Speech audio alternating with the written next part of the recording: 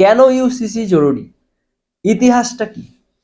সিপাহী বিদ্রোহের পর ব্রিটিশ সরকার শুরু করে জনগণনা। 1865-তে শুরু, শেষ হলো 1871। দেখা গেল 73% হিন্দু এবং 21% মুসলিম। ব্রিটিশের তত্ত্বের উপর শুরু করলো বিশ্লেষণ। তাদের বন্ধু প্রয়োজন। তারা দেখলো মুসলিম ধর্মের বাইরে থেকে এসেছে এবং খ্রিস্টানও। তাছাড়া সিপাহী বিদ্রোহ হিন্দুদের সংখ্যা অনেক বেশি। বিচারের সময় বাহাদুর শাহ জাফর বলেন তার ইচ্ছে ছিল না বিদ্রোহ করার, কিন্তু তার কেল্লার সিপাহীরা জোর করে ঢুকে পড়ে।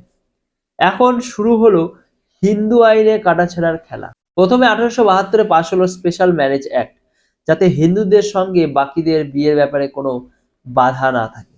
এর আগে কাস্ট ডিসেবিলিটি রিমুভাল অ্যাক্ট 1850-এ অন্য ধর্মে বিবাহ করলে সম্পত্তি নিয়ে যাওয়ার রাস্তা তো খুলিয়ে দিয়েছিল। বিয়ে শুরু হলো হিন্দু এবং খ্রিস্টানদের মধ্যে। মুসলিম তো তাদের ধর্মীয় মতে বিয়ে হয়, তাদের উপরে এই আইন লাগু হলো না। 1874 থেকে 1937, 1971 থেকে 2011 হিন্দুদের সংখ্যা বাড়ে 5 গুণ আর খ্রিস্টানদের 31 গুণ।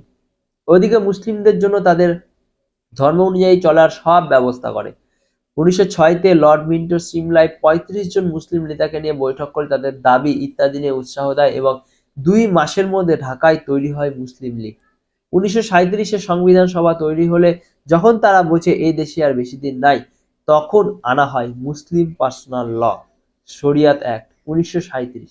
মুসলিমদের বিবাহ, উত্তরাধিকার, দত্তক, জমি সংক্রান্ত সব বিবাহের জন্য আলাদা আদালত থাকবে, যা কোরআন এবং হাদিস অনুযায়ী চলবে। অন্যদিকে নেহেরু এবং গান্ধীর খুব কাছের লোক বি.এন. রাওকে দেওয়া হলো হিন্দু কোড বিল তৈরি করতে। এদিকে বিচার হবে দেশের আদালত আইন তৈরিতে হিন্দু রীতিতে যত সম্ভব দূরে রেখে। কিন্তু এর মধ্যে শুরু হলো দ্বিতীয় বিশ্বযুদ্ধ। যুদ্ধ শেষ হলে সংবিধান সভায় আবার পেশ হলো হিন্দু কোড বিল। এর মধ্যে দেশে হিন্দুদের সংখ্যা কমে হয়েছে 64%। দেশ ভাগ হলো, হিন্দুদের সংখ্যা এবার বেড়ে হলো 85%। দেশে 85% যখন হিন্দু, তখন মুসলিমদের জন্য আলাদা দেশ দেওয়া হয়েছে। তাহলে কেন একটা সাধারণ সিভিল আইন নয়?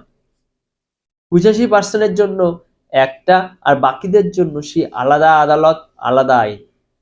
রুখে দাঁড়ালো ডক্টর শ্যামাপ্রসাদ মুখার্জি, ডক্টর রাজেন্দ্র প্রসাদ, বল্লভভাই প্যাটেল সহ বহু নেতা। হিন্দু মহাসভা প্রতিবাদ করলো, আম্বেদকর পদত্যাগ করলেন।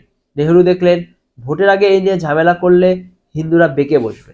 1951 থেকে 52-তে ভোটে কংগ্রেস ক্ষমতায় এলে নেহেরু আবার ঝুলি থেকে বিড়াল বের করলেন।